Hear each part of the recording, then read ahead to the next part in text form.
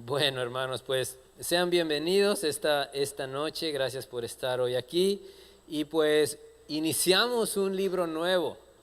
Gracias a Dios que nos permite comenzar un libro nuevo. Y quiero empezar leyéndote poquitas frases de un importante discurso. Hay discursos que han marcado momentos en la historia. La historia está llena de personajes que han pronunciado discursos con trascendencia histórica, discursos poderosos, discursos motivadores, discursos emocionantes, pero a lo largo de la historia hay personajes que nos han dado discursos llenos de sabiduría, llenos de ánimo, y hoy quiero abrir el libro de Deuteronomio, que es el libro que vamos a empezar a estudiar, el último libro del Pentateuco. Ya nos aventamos los 4 libros anteriores, Génesis, Éxodo, Levítico y Números, y parece sencillo, pero ha sido una carrera larga y todavía nos faltan unos metros, unas millas todavía por recorrer, que es el libro de Deuteronomio. Pero déjame leerte estas frases. No te voy a decir quién dice este discurso al final, son pequeñitas frases. A ver si saben de quién es. Seguramente sabes de quién es. El que adivine, antes de decirte quién lo escribió, de quién es este discurso, mi hermano Eric les va a pichar un café el domingo. Yeah. A ver, ahí te van estas frases. Dice este discurso, así empieza este discurso histórico. Estoy orgulloso de reunirme con ustedes hoy en la que quedará como la mayor manifestación por la libertad en la historia de nuestra nación. Y luego dice otra frase más adelante del discurso. No olvido que muchos de ustedes están aquí tras pasar por grandes pruebas y tribulaciones. Algunos de ustedes acaban de salir de celdas angostas. Algunos de ustedes llegaron desde zonas donde su búsqueda de libertad los ha dejado golpeados por las tormentas de la persecución. No nos deleitamos en el valle de la desesperación. Les digo a ustedes hoy, mis amigos, que pese a todas las dificultades y frustraciones del momento, ¿alguien sabe de quién es este discurso? ¿Alguien sabe de quién es este importante e histórico discurso con estas palabras emotivas? Tibio, muy tibio. Yo todavía tengo un sueño, dice Martin Luther King. Y termina su discurso el doctor King. Por fin somos libres, por fin somos libres. Gracias a Dios Todopoderoso, por fin somos libres. Es un discurso que ha marcado la historia. Este gran discurso de yo tengo un sueño, todavía tengo un sueño. Un discurso escrito muchos años después de la abolición de la esclavitud. Y es un discurso que ha marcado la historia, que inició toda una guerra, ¿no? O una lucha por los derechos civiles de la población negra en Estados Unidos. Hoy vamos a abrir nuestra Biblia en un importante discurso. Hoy vamos a empezar a estudiar el discurso de Moisés, su último discurso. Vamos a leer el primer versículo del capítulo 1 y déjame darte la introducción de este libro.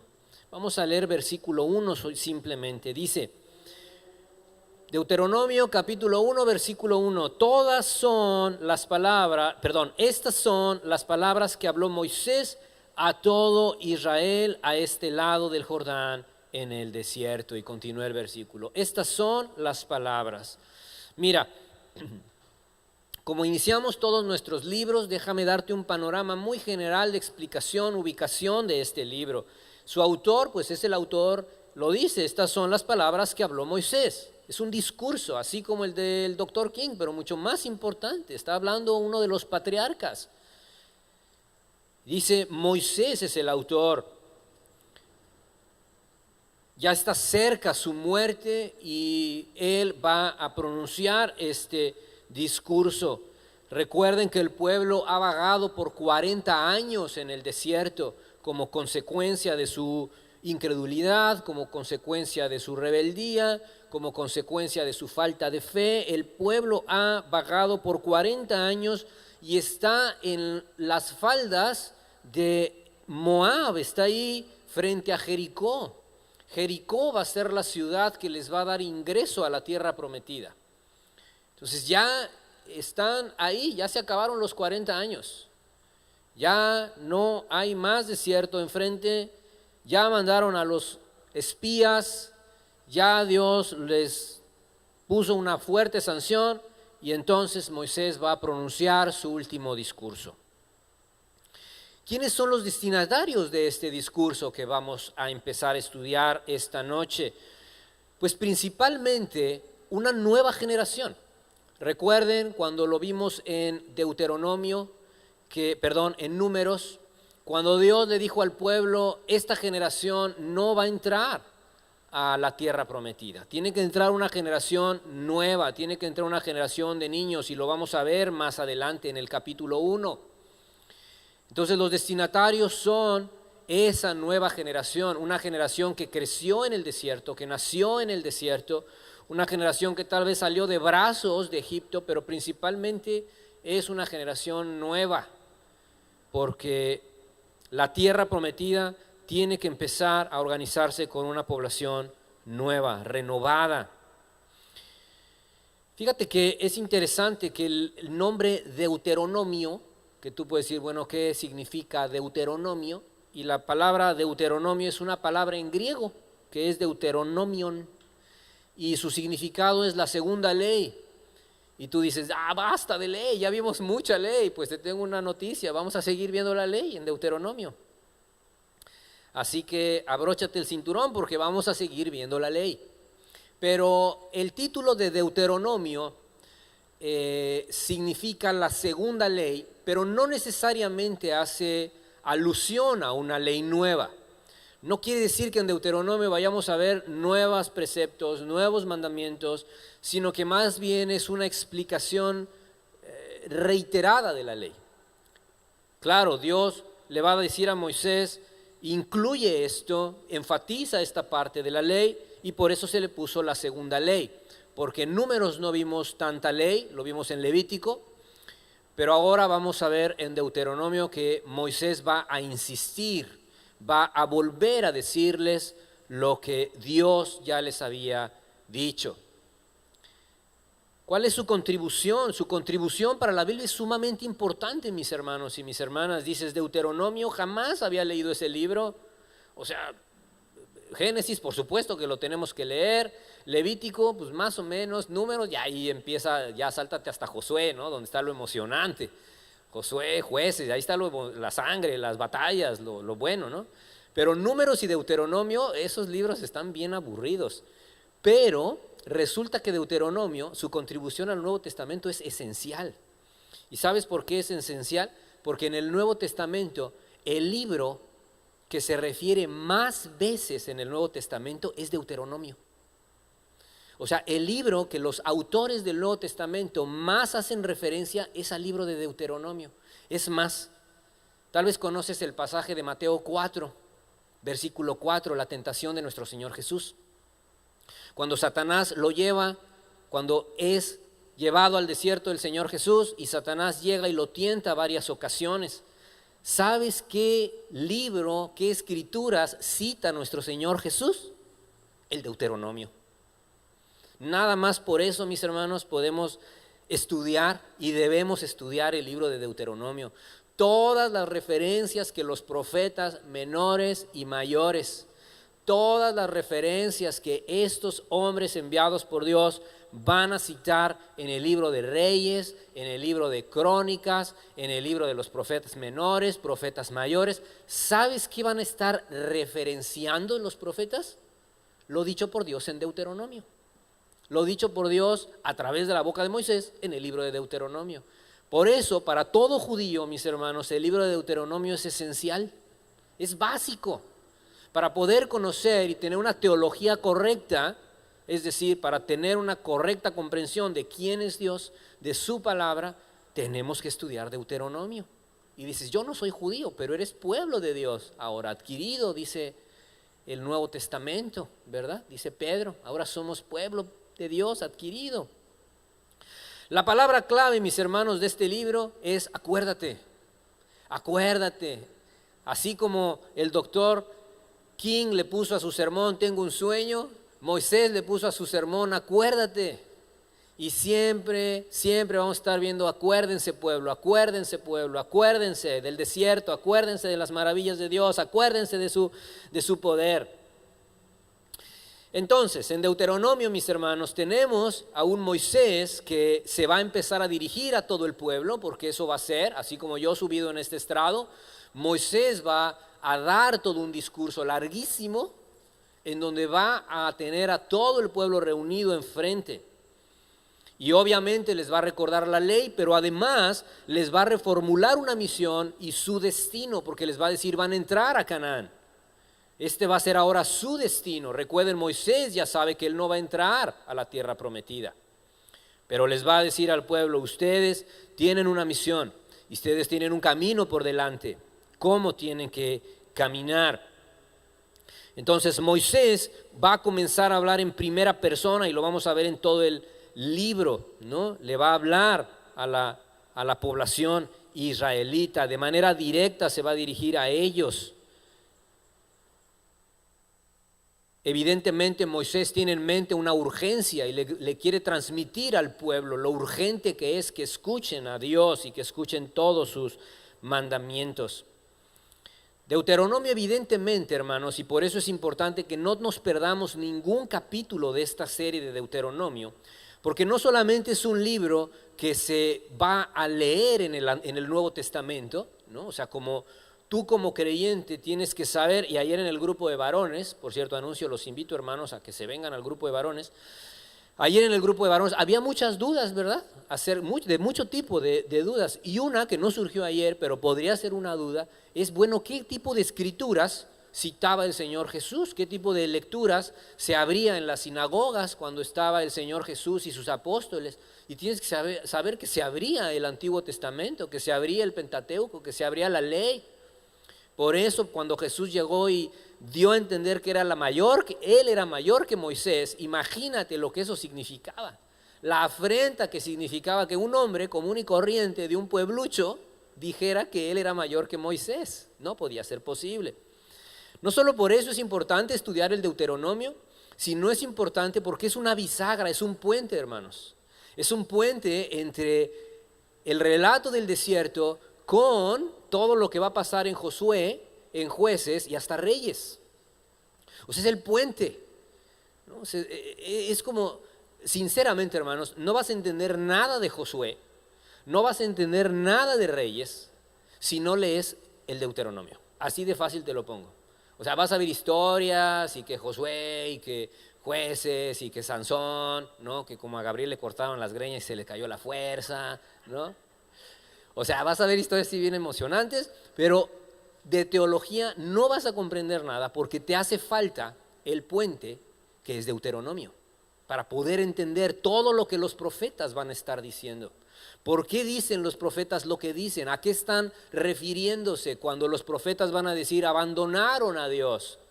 Fueron idólatras a Dios, olvidaron a Dios.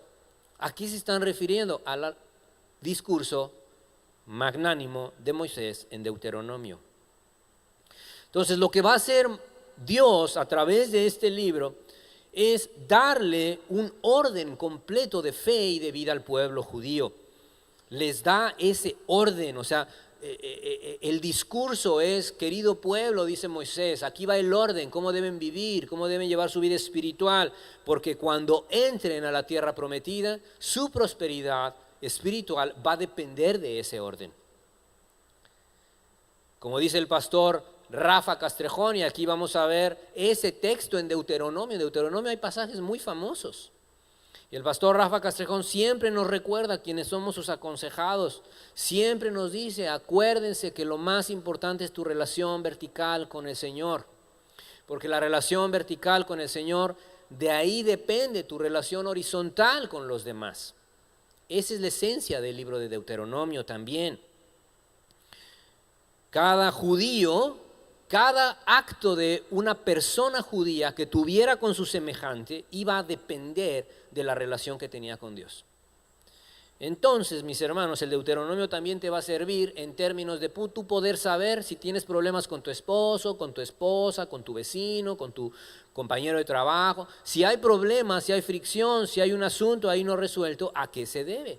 Pues tal vez tu relación con Dios le hace falta un poquito de aditivo espiritual. ¿Cómo está dividido el libro? ¿Cómo vamos a estudiar este libro? Pues tal vez nos lleve algunos miércoles, hermanos, este libro. Tengan paciencia.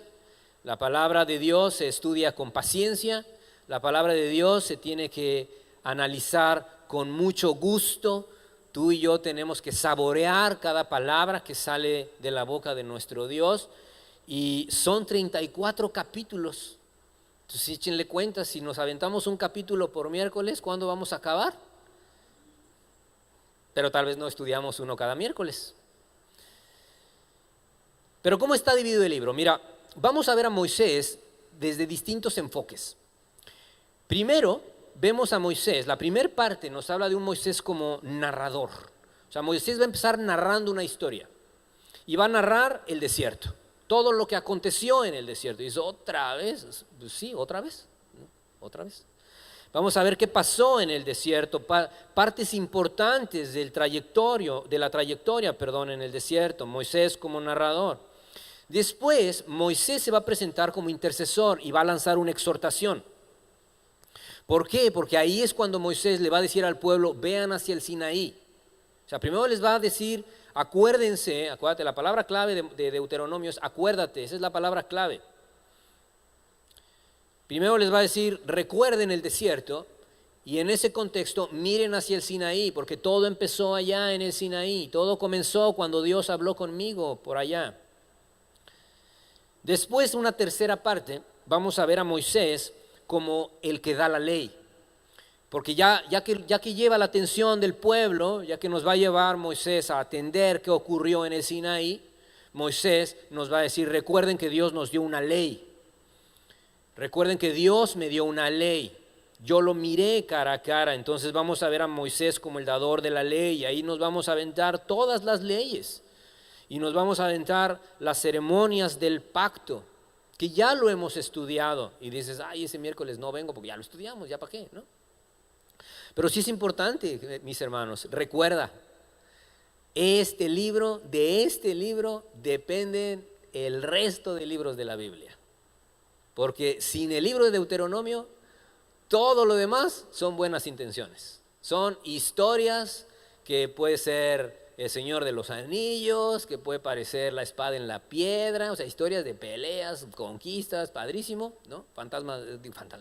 Piratas del Caribe, o sea, pero no es eso, no solamente son historias, no solo son narraciones, sino es cómo Dios va obrando a través de su pueblo. Luego vamos a llegar a una cuarta parte, que es Moisés como intercesor.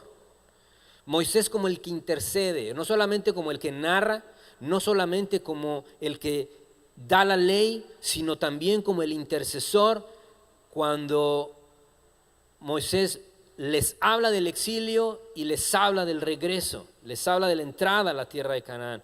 Y al final Moisés va a dar muchas cosas, va a dar un poema de amonestación, va a bendecir a las tribus y va a entregar la estafeta, Moisés. Al final de su discurso, es un discurso muy emotivo, los últimos 3 capítulos, es unas palabras muy emotivas de Moisés dando la estafeta al que seguía, que era ¿quién, hermanos? ¿Alguien? Josué, el ayudante de Moisés, a él le va a dar la estafeta. Y dice, por eso Josué va después de Deuteronomio. Muy bien. Entonces, con este panorama que lo vamos a estar recordando miércoles tras miércoles para que no se nos olvide cada sección del libro, Vamos a empezar con el capítulo 1. Recuerda, Moisés como el narrador. Vamos a ver qué narra Moisés en el capítulo 1 y qué enseñanzas tiene para esta noche hoy, para nuestras vidas. ¿Te parece? Entonces vamos a leer versículos 1 al 4 del capítulo 1. Esta primera parte de Moisés como narrador va a incluir los 3 primeros capítulos. Hoy solamente estudiaremos el capítulo 1. No te asustes, no vamos a estudiar los 3 capítulos, solo el capítulo 1. Vamos a ver, versículos 1 al 4. Dice, estas son las palabras que habló Moisés a todo Israel a este lado del Jordán en el desierto. En el Arabá, frente al Mar Rojo, entre Parán, Tofel, Labán, Aserot y Disab. 11 jornadas hay desde Horeb, camino del monte de Seir, hasta Cades Barnea. Y aconteció que a los 40 años, en el mes 11, el primero del mes, Moisés habló a los hijos de Israel conforme a todas las cosas que Jehová le había mandado acerca de ellos. Después que derrotó a Sejón, rey de los amorreos, el cual habitaba en Hesbón, y a Og, rey de Basán, que habitaba en Astarot, en Edrei. Dices, órale. Bueno, este es un preámbulo. Moisés está haciendo un preámbulo, se está inaugurando su discurso y le está diciendo al pueblo, bueno, acuérdense, Moisés ya al final de su vida va a agarrar la pluma y va a empezar a escribir su discurso, va a reunir al pueblo y les va a decir, querido pueblo, estas son mis palabras que tengo que decirles. Dice el versículo 2, te lo vuelvo a leer en Nueva Traducción Viviente. Por lo general, dice el verso 2, por lo general, solo lleva 11 días viajar desde el monte Sinaí hasta Cades Barnea, siguiendo la ruta del monte Seir. Es más clara esta versión, ¿verdad? La Nueva Traducción Viviente. Moisés está diciendo, querido pueblo, les recuerdo que de donde salimos de Egipto hacia donde estamos parados ahorita, toma 11 pequeñitos días, ni siquiera la quincena, 11 días. Imagínate lo que había en la mente de cada judío cuando Moisés inauguró ese sermón. Hermanos, acuérdense que de donde salimos hasta aquí, la distancia nos hubiera tomado 11 días. Pero dice el verso 2, sin embargo, dice Moisés, 40 años después de que los israelitas salieron de Egipto, el primer día del mes 11, Moisés le habló al pueblo de Israel acerca de todo lo que el Señor le había ordenado que dijera. Entonces Moisés pone el dedo sobre la llaga, ¿no? Pone el dedo sobre la llaga Moisés y empieza recordándoles esto. Y les dice, hermanos, este viaje ha sido duro, ¿verdad? Nos ha costado 40 años, hermanos, algo que nos debía haber tomado 11 días. Medítenlo, ¿no? Hizo una pausa Moisés, medítenlo. Pero ¿por qué estoy hablando frente a ustedes? Porque tengo que decirles y recordarles lo que el Señor me ha ordenado que les dijera. Entonces Moisés va a empezar su discurso de esa manera. Versículos 5 al 8. Después de esta introducción, después de esta gran introducción, de este preámbulo que ubica al pueblo, porque los está poniendo pie sobre la tierra, los está ubicando en su ahora, en su hoy, ahora, en el instante. Dice entonces, versos 5 al 8. De este lado del Jordán, en tierra de Moab, resolvió Moisés declarar esta ley diciendo, Jehová nuestro Dios nos habló en Horeb diciendo, habéis estado bastante tiempo en este monte, volveos e id al monte del Amorreo, y a todas sus comarcas en el Arabá, en el monte, en los valles, en el Negev y junto a la costa del mar, a la tierra del Cananeo, y al Líbano hasta el gran río, el río Éufrates. Mirad, yo os he entregado la tierra, entrad y poseed la tierra que Jehová juró a vuestros padres Abraham, Isaac y Jacob, que les daría a ellos y a su descendencia después de ellos. Estos versículos, mis hermanos, primero quiero ponerle un título a cada porción de versículos. En la primera parte que te dije, versos del 1 al 4, podemos ponerle el preámbulo del discurso. Y esta segunda parte, versos 5 al 8, podemos titularlo: el desierto requiere fe en la palabra de Dios. Sobre ese tema Moisés empieza a hablar. El desierto requiere fe en la palabra de Dios, porque ahí Moisés está estableciendo lo que Dios les dijo, es muy claro, ¿no? Entonces Moisés empieza a explicarles claramente lo que dice Dios. Dice el verso 6, ¿no? En ese verso 6, Moisés comienza a narrar el desierto. Ahí empieza, narrando el desierto. Y dice que el Señor fue el que les dijo. Con esas palabras Moisés empieza. El Señor nos dijo, ya estuvieron mucho tiempo aquí en el monte, levántense y sigan adelante. Con esas palabras, mis hermanos, que son importantísimas, Moisés empieza el discurso hacia el pueblo.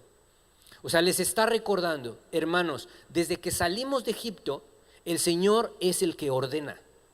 El Señor es el que está diciendo: levántense, ya estuvieron mucho tiempo acá, sigan su camino, sigan adelante. El verso 7 establece la promesa, o sea, ¿por qué? ¿No? O sea, ¿por qué Dios hace eso? El verso 7 dice: el Señor nuevamente nos dijo. ¿Ya vieron? En 2 versículos, Moisés establece la relación del pueblo con Dios. El Señor nos dijo. Ya con eso, hermanos, podríamos irnos a casa y meditar toda la noche sobre eso, ¿no crees? Cuando el Señor me ha dicho algo: Señor, ¿qué me estás diciendo que haga este día? El Señor nos dijo: levántense y sigan su camino.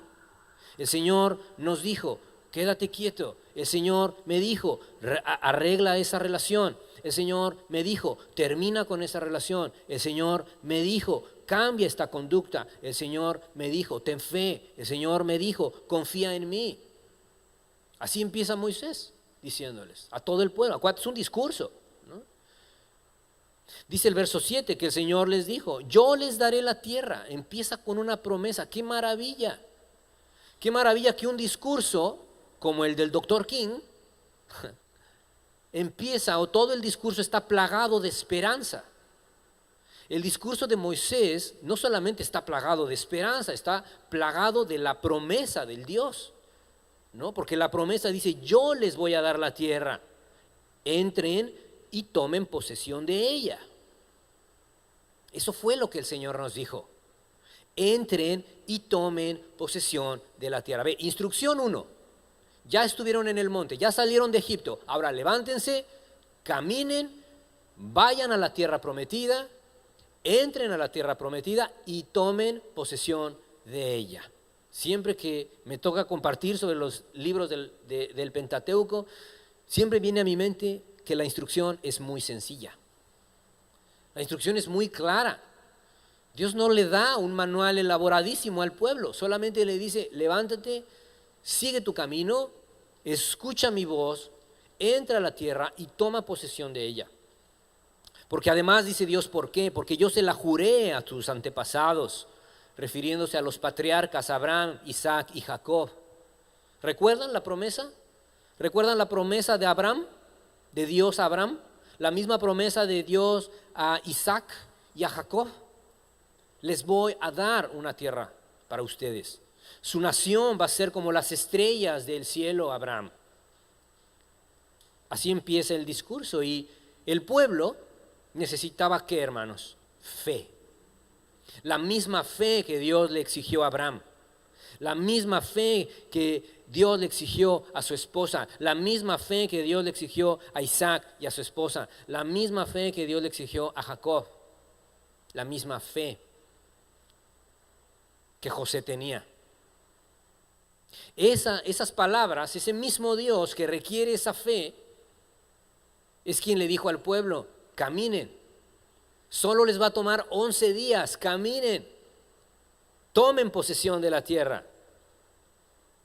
Entonces, el desierto, hermanos, requiere que tú confíes en la palabra de Dios. Verso 9 al 18. Verso 9 al 18. Vamos a ver un segundo título para esta porción.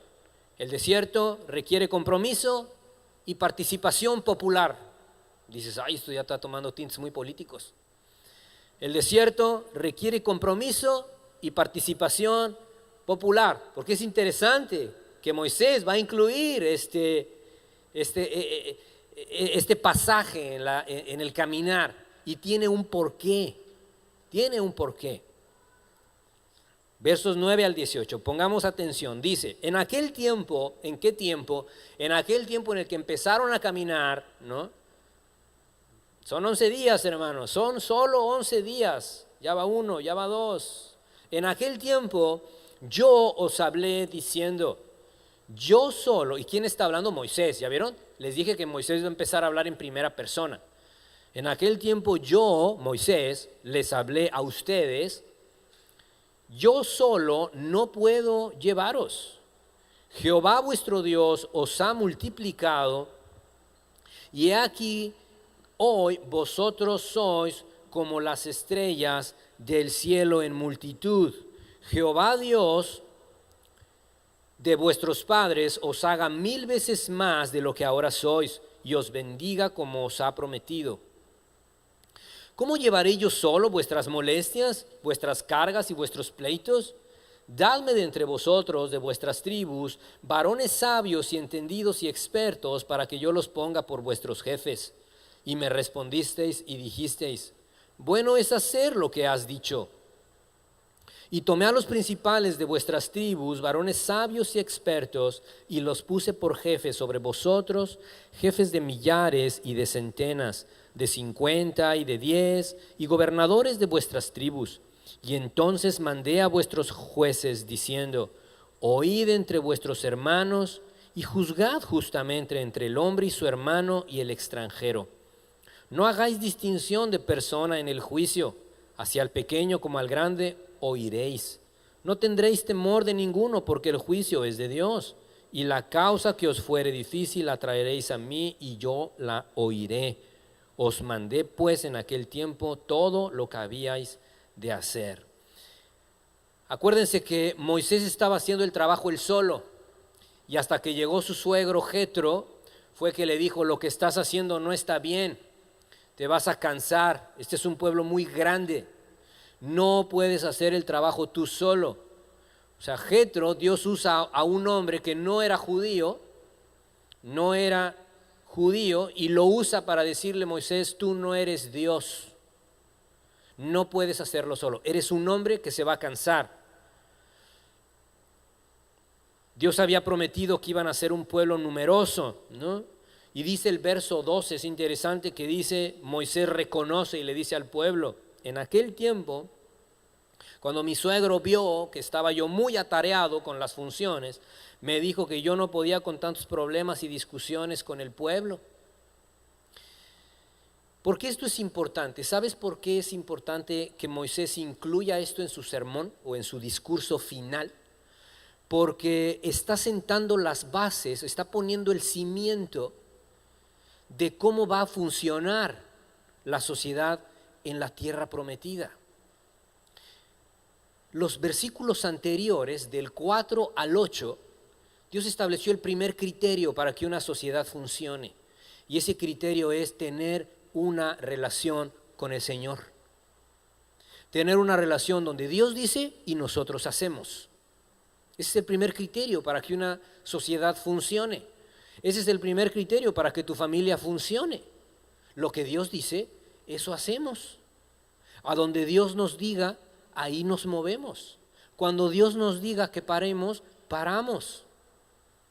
Y el segundo criterio para que una sociedad, un grupo social funcione, tu familia, es cómo es tu relación con los otros. ¿Cuál es tu relación con los otros? Por eso Dios le tuvo que mostrar a Moisés, no se trata de una sola tarea para ti. Moisés evidentemente requería tener una comunión personal con Dios para saber, como dice el verso 12, para lidiar con esos problemas y esas discusiones. Si un papá, si una mamá, si un hijo no tiene a Dios en su vida, ¿cómo va a lidiar con esos problemas y esas discusiones? Pues como Dios le dé a entender, ¿no? Como su carne le dé a entender. Así va a lidiar con esos problemas. ¿Ya vieron cómo el orden es importante del discurso de Moisés? No solo eso, sino también, no solamente la actitud de Moisés con el pueblo, sino dice el versículo 13, que tenían que ser hombres sabios y entendidos, es decir, respetados, conocidos por su sabiduría y con capacidades de liderazgo. Nuevamente, hermanos, todo grupo social, toda congregación, no solamente requiere tener una comunión con Dios, sino requiere que cada persona sea conocida por su sabiduría y entendimiento y personas respetadas. Qué interesante, ¿no? O sea, Moisés no es como, a ver, tú y tú, mis amigos, órale, ustedes me van a ayudar. No, tenían que ser hombres de integridad, hombres de carácter, hombres con un testimonio del cual pudieran tener un buen testimonio de las personas del pueblo. Dice el versículos 16 y 17 que esos hombres tenían que trabajar con justicia e imparciales, ¿no? Si te das cuenta en estos versículos, ¿cómo podemos aplicar estos primeros 18 versículos a nuestras familias, a nuestra congregación? Que para Dios hay un orden. Sí hay un orden. Hay un orden de cómo debemos funcionar. Y tú puedes ver en las familias, puedes ver en los trabajos, puedes ver en los gobiernos, que el problema es que las cosas no funcionan porque no hay orden. En una congregación las cosas no funcionan cuando no hay orden. En una familia las cosas no funcionan cuando no hay un orden correcto y establecido, como el que Dios establece en su palabra. Dios le está diciendo a todo el pueblo a través de Moisés, para que funcionen en la tierra prometida, primero me tienen que escuchar a mí. Yo soy su Dios. Yo soy Dios el que los saqué.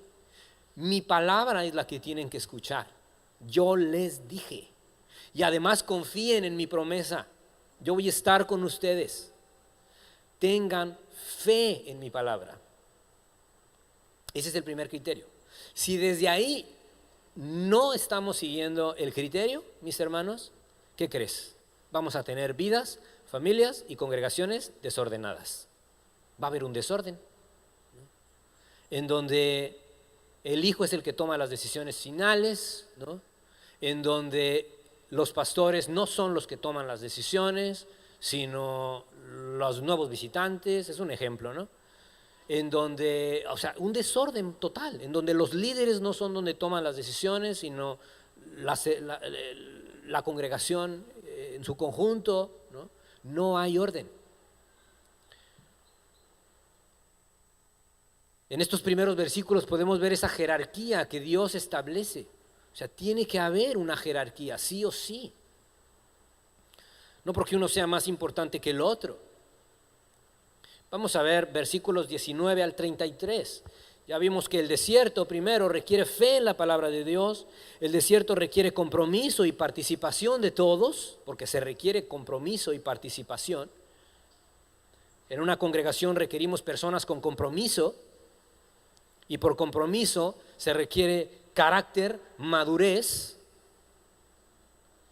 Moisés requería hombres con carácter y con madurez para poder hacer esas actividades que no podía hacer solo.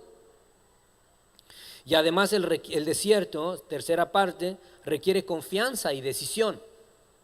Confianza y decisión. Vamos a leer versículos 19 al 33.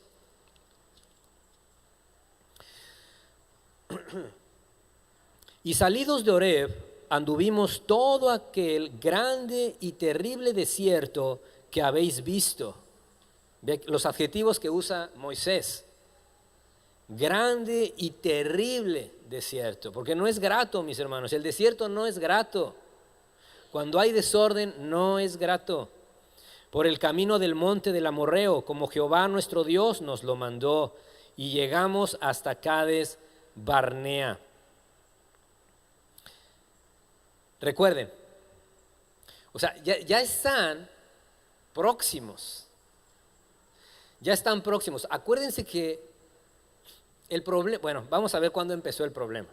Pero ellos comenzaron a caminar y anduvieron esos pocos días.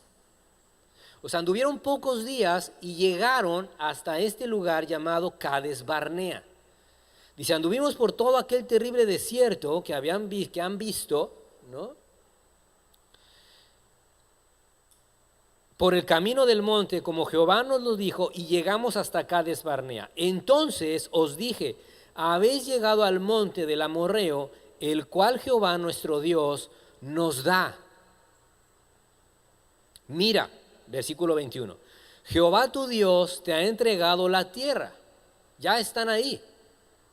Ya llegamos ahí, ya estamos en el monte, ya nomás hay que subir y vamos a casi entrar a la tierra. Sube y toma posesión de ella, como Jehová el Dios de tus padres te ha dicho. No temas ni desmayes. Y vinisteis a mí todos vosotros y dijisteis, enviemos varones delante de nosotros que nos reconozcan la tierra y a su regreso nos traigan razón del camino por donde hemos de subir y de las ciudades a donde hemos de llegar. Y el dicho me pareció bien. Tomé 12 varones de entre vosotros, un varón por cada tribu. Tú recuerdas este relato, lo acabamos de estudiar hace poco en Números. Versículo 24. Y se encaminaron y subieron al monte y llegaron hasta el valle de Escol y reconocieron la tierra y tomaron en sus manos del fruto del país y nos lo trajeron y nos dieron cuenta y dijeron, es buena la tierra que Jehová nuestro Dios nos da. Sin embargo, no quisisteis subir. Antes fuisteis rebeldes al mandato de Jehová vuestro Dios y murmurasteis en vuestras tiendas diciendo, ¿por qué Jehová nos aborrece? Nos ha sacado de tierra de Egipto para entregarnos en manos del amorreo para destruirnos. ¿A dónde subiremos? Nuestros hermanos han atemorizado nuestro corazón diciendo, este pueblo es mayor y más alto que nosotros, las ciudades grandes y amuralladas hasta el cielo. Y también vimos allí a los hijos de Anac. Entonces os dije, no temáis, no tengas miedo de ellos. Jehová vuestro Dios, el cual va delante de vosotros, Él peleará por vosotros conforme a todas las cosas que hizo en Egipto delante de vuestros ojos. Y en el desierto has visto que Jehová tu Dios te ha traído como trae el hombre a su hijo, por todo el camino que habéis andado hasta llegar a este lugar. Y aún con esto, no creísteis a Jehová vuestro Dios, quien iba delante de vosotros por el camino para reconoceros el lugar donde habíais de acampar, con fuego de noche para mostrarnos el camino por donde anduvieseis y con nube de día. El desierto, hermanos, requiere confianza y decisión. ¿Por qué leí rápido este texto? Porque ya lo hemos estudiado la historia, solo es una refrescada de cerebro. Ya estudiamos esta parte. Dice el verso 19 en la Nueva Traducción que acabamos de leer, tal como el Señor nuestro Dios nos ordenó, partimos del Sinaí, cruzamos el desierto y nos dirigimos al territorio de los amorreos, verso 20. Y yo les dije, ya llegaron al territorio montañoso, el cual el Señor nos da. Miren, el Señor ha puesto la tierra, vayan y tomen, no tengan miedo, no se desalienten. Se requiere confianza en la palabra del Señor. No tengas miedo, no te desanimes. Mis hermanos, lo más común en la vida espiritual de una persona es el desánimo. Es lo más común. Lo escuchas cada miércoles, cada domingo y cada que tienes consejería si eres consejero. El desánimo lo escuchas en tu propia vida. Tengo miedo y estoy desanimado. Tengo miedo, tengo desánimo por muchas cosas, pero estoy desanimado. Y Moisés les dice, adelante, sigan. Sin embargo, el pueblo dice, está bien, pero como Tomás, el Dídimo, está bien, estoy animado, pero pues manda espías para ver cómo está el asunto, ¿no? para ver qué tan difícil está. Y Moisés dice, ok, les voy a mandar espías, está bien. Tú recuerdas esa parte, ¿no? Para ver si es fácil o difícil. Vamos a ver.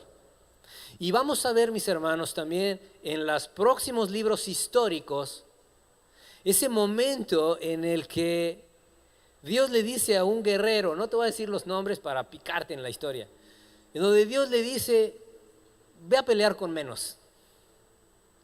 Con estos, menos. No, todavía no, menos.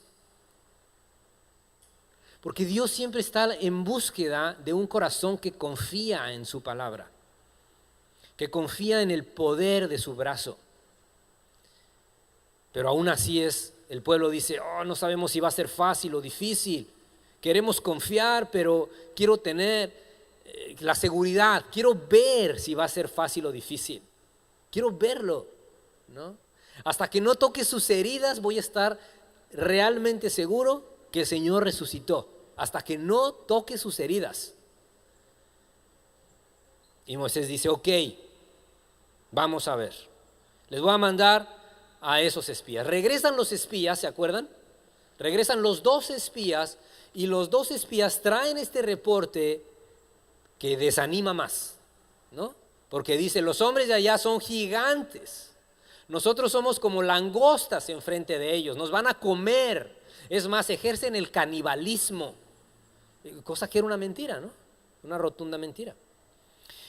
Y Moisés les dice en su discurso, acuérdense, está Moisés dando un discurso, y les dice, ustedes siguieron su propio consejo, no quisieron entrar. Ve cómo utiliza el verbo Moisés, ustedes no quisieron entrar.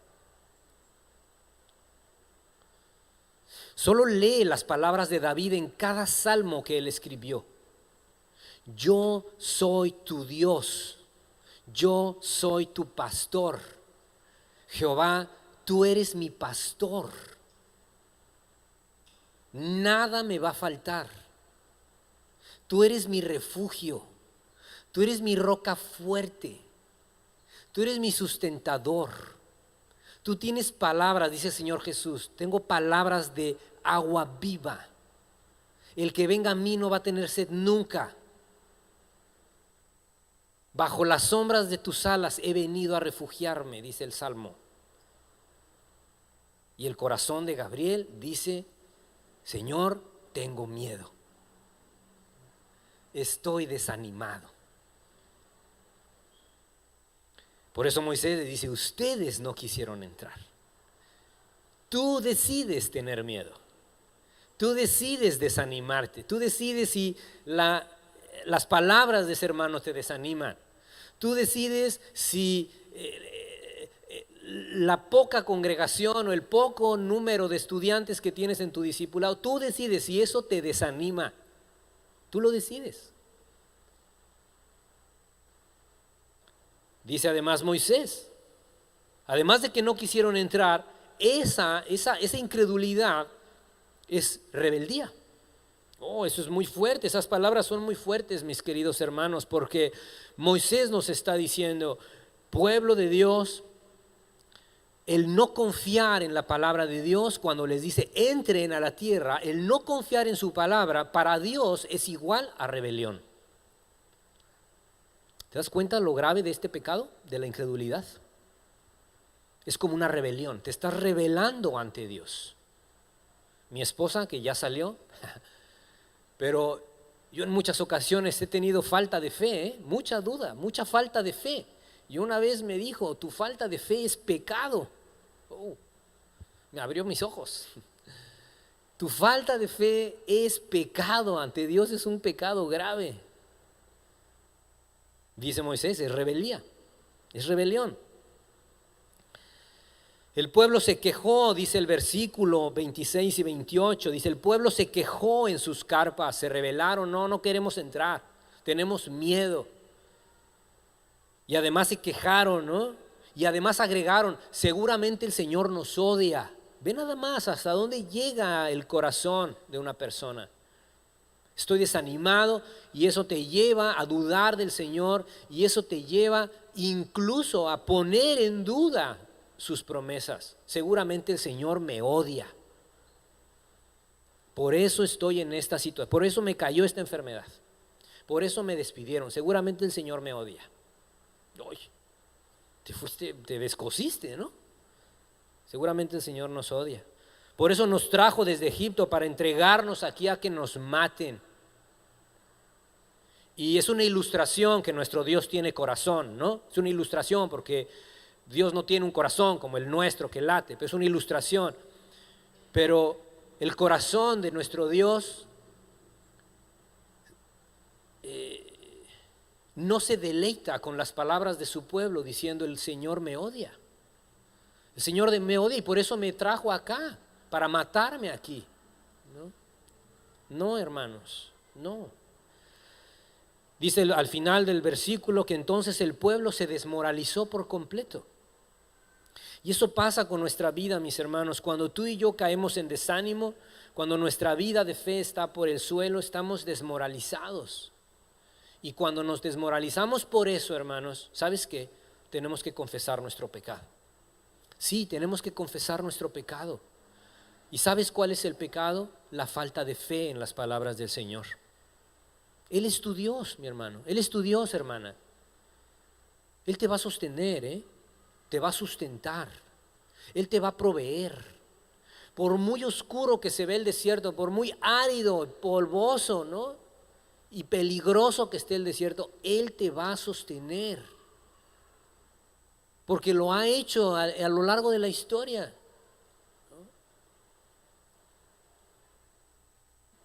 Dice el Proverbios 12a, anote este verso medítalo en tu casa, Proverbios 12.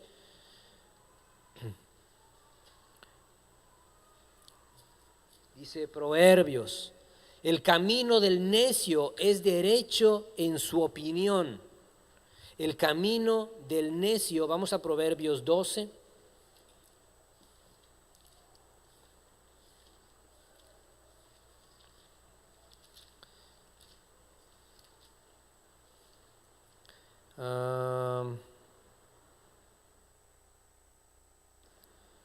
Proverbios 12, 15, exacto, 12, 15. Gracias, Ben. El camino del necio es derecho en su opinión. ¿Ya vieron? Eso está pasando con el pueblo de Israel. No, el Señor nos odia, esa es tu opinión. No, seguramente el Señor ya no me ama, esa es tu opinión. O seguramente esto me está pasando porque he sido mal padre, esa es tu opinión. Seguramente el Señor no me ama como ama a otros hermanos, esa es tu opinión. El camino del necio es derecho en su opinión. Sin embargo, Moisés, y me voy a quedar, ahorita regreso a este proverbio, Moisés les dice, les aconseja varias cosas. Versículos 29 al 33, lo leímos. ¿Qué le aconseja Moisés? ¿Qué nos aconseja, hermanos, cuando tú y yo estamos desmoralizados por falta de fe o por incredulidad? ¿Qué nos aconseja Moisés? Uno, no tengan miedo. No tengan miedo. ¿Se acuerdan cómo estaba el rey Saúl y sus soldados frente a Goliat? Muertos de miedo. Los atemorizaba y mientras más les daba miedo, Goliat se burlaba más de ellos. Y tú y yo tenemos un enemigo poderoso, que es Satanás. Y su trabajo es destruir. ¿Y sabes cómo te va a empezar a destruir? Desmoralizándote. Desmoralizándote. ¿Y David qué dijo? ¿Tienen miedo? ¿Quién es ese incircunciso? ¿Tienen miedo? Les dijo a sus hermanos. Y sus palabras, vaya, él viene con lanzas, casco, escudo, ¿no? Pero yo vengo en el nombre de Dios de los ejércitos celestiales. Mis hermanos, eso es valor. Y ese es tu Dios, hermana. Ese es tu Dios, hermano. El Señor de los ejércitos celestiales. Meditemos en eso. Eso nos debe quitar el miedo. También Moisés le recomienda al pueblo, les aconseja, porque es un consejo, Dios va delante de nosotros, les dice. Dios va delante. No solo Dios está con nosotros, sino Él va delante de ti. Qué hermoso. En tu vida, mi hermana, en tu vida, hermano, Dios va delante de ti. No va solo contigo, va adelante. Eso a mí me da confianza. Adrián se siente confiado cuando yo voy adelante de él. Y yo me estoy muriendo de miedo, ¿no? Pero él va confiado. Él va confiado de que yo tengo el control. Bueno. Pero con Dios no pasa así. Él sí tiene el control. No hay razón para tener miedo.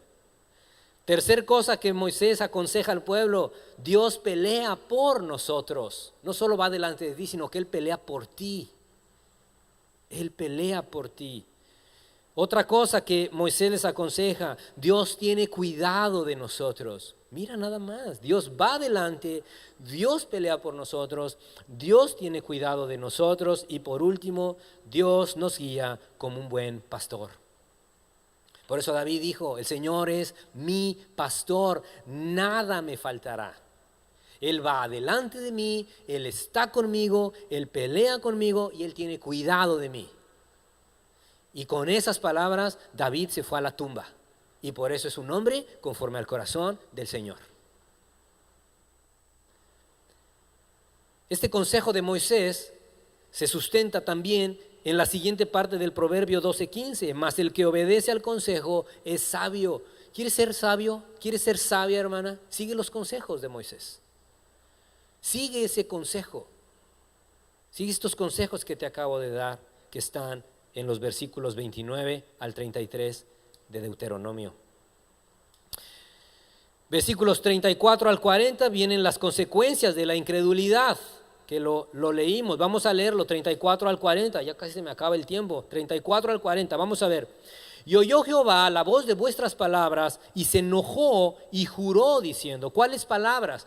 Dios nos odia, nos va a matar. Jehová oyó esas palabras, se enojó y juró diciendo: no verá hombre alguno de estos, de esta mala generación, la buena tierra que juré que había de dar a vuestros padres, excepto Caleb, hijo de Jefone. Él la verá, y él la daré, la tierra que pisó, y a sus hijos, porque ha seguido fielmente a Jehová. También contra mí se airó Jehová por vosotros, y me dijo: tampoco tú entrarás allá. Josué, hijo de Nun, el cual te sirve, él entrará allá. Anímale, porque él hará heredar a Israel. Vuestros niños, de los cuales dijisteis que servirían de botín, vuestros hijos que no saben hoy lo bueno ni lo malo, ellos entrarán, y a ellos la daré, y ellos la heredarán. Pero vosotros volveos e id al desierto, camino del Mar Rojo. ¿Ya viste cuándo empieza el caminar de los 40 años? Ahí. No habían terminado los 40 años, apenas iban a empezar. ¿Cuándo empieza el caminar de 40 años? ¿Qué está haciendo Dios con esos 40 años en el desierto? Los está disciplinando. Dios emite ese juicio y les dice: nadie va a entrar. De hecho, 39 y 40, Moisés agrega en su sermón, y lo que él está diciendo es: ustedes mismos, su incredulidad incluso los llevó a maldecir a sus propios hijos. Y a esos grados va nuestro corazón, hermano. Un corazón incontrolable, o sea, sin el control del Espíritu Santo, nos lleva a decir disparates. Así nos lleva a decir y a pensar disparates. Y el pueblo en su disparate dijo: nuestros hijos también van a ser devorados. Y Dios dice: para nada. Ustedes no van a entrar. Y dice versos 39 y 40: sus hijos, que dijeron que iban a ser botín para el pueblo extranjero, ellos iban a entrar. Ellos van a heredar esa tierra. Versículo 41 al 46. Acuérdense. El desierto. Y versículos 46 le podemos, a esta porción de 6 versículos, le podemos poner que sin Dios el desierto sí es derrota. Hasta antes de que el pueblo dijera: Dios nos va a asesinar en el desierto era una oportunidad. Era una oportunidad para conocer a Dios, para confiar en Dios, para tener fe, para madurar, para crecer en la relación con Dios. Era la oportunidad del desierto. Pero sin Dios, mis hermanas, sin Dios, mis queridos hermanos y hermanas, el desierto sí que es derrota. Sin Dios sí es una derrota. Ve versículo 41 al 46. Entonces respondisteis y dijisteis: hemos pecado contra Jehová. Nosotros subiremos y pelearemos conforme a todo lo que Dios nos ha mandado. Y os armasteis cada uno con armas de guerra y os preparasteis para subir al monte. Y Jehová me dijo: diles, no subáis ni peleéis, pues no estoy entre vosotros para que no seáis derrotados por vuestros enemigos. Y os hablé y no disteis oído. Antes fuisteis rebeldes al mandato de Jehová y persistiendo con altivez subisteis al monte. Pero salió a vuestro encuentro el amorreo que habitaba en aquel monte y os persiguieron como hacen las avispas y os derrotaron en Seir hasta Horma. Y volvisteis y llorasteis delante de Jehová, pero Jehová no escuchó vuestra voz ni os prestó oído, y estuvisteis en Cades por muchos días, los días que habéis estado allí. Parecía que ellos se habían arrepentido, parecía, ¿no? Porque dice: hemos pecado contra Jehová. Parecía que habían aceptado las consecuencias de sus acciones. Sin embargo, lo único que quisieron hacer fue manipular a Dios. Fue lo único. Mis hermanos, estos versículos hablan mucho a mi corazón. Mucho, ¿eh? A veces tratamos de manipular al Señor. A veces por sentimentalismo: ya, Señor, perdón. Ya, lo siento, sí, la regué. Ya, perdón, Señor, perdóname, no lo vuelvo a hacer. Y lo estamos intentando porque llega como una carga de conciencia, ¿no? Cometo pecado y es como: ya cometí pecado, ya le hablé feo a mi esposa, y si mañana choco, a lo mejor así Dios me va a castigar, ¿no? Viene esta carga esta justicia retributiva, ¿no? Si yo cometo un pecado, empiezo a pensar que lo que me pasa es por eso que cometí. ¿Ya vieron? Y no, eso se llama manipulación. No es así. El pueblo quiere hacer cambiar la opinión de Dios. Gravísimo, gravísimo error. Porque dice que se armaron: sí, Señor, perdónanos, cometimos pecado, vamos a tomar la tierra prometida. Y Dios dice: no, yo ya no estoy con ustedes. No funciona así, querido pueblo, no funciona así. Porque Dios les quiere enseñar una lección, hermanos. Dios nos quiere seguir enseñando una lección. ¿Y cuál es la lección? Que solo de Dios es la victoria. Eso le enseñó Dios al pueblo. Mía es la victoria.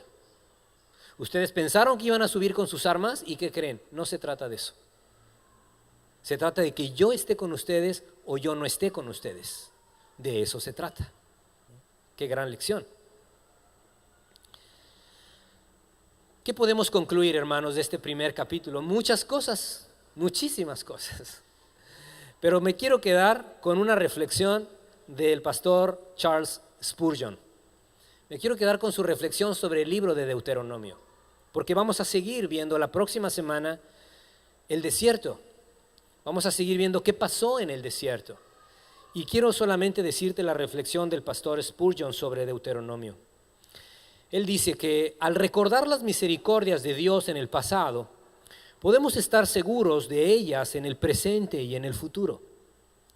Si somos sabios para aprender de la experiencia, nuestros propios fracasos en el pasado nos enseñarán sabiduría, la cual nos permitirá evitar los males que en otras ocasiones nos vencieron. Aunque el lugar nos resulte precioso debido a las experiencias espirituales que hemos gozado, no debiera convertirse en nuestro sitio de habitación permanente. Tenemos que continuar el viaje y acampar en otro lugar. Vamos a orar, hermanos, para despedirnos. Señor, gracias te damos por esta noche. Gracias, Padre, porque estamos inaugurando esta nueva serie, Señor, en el libro de Deuteronomio. Y Padre, solo en el capítulo 1 hemos podido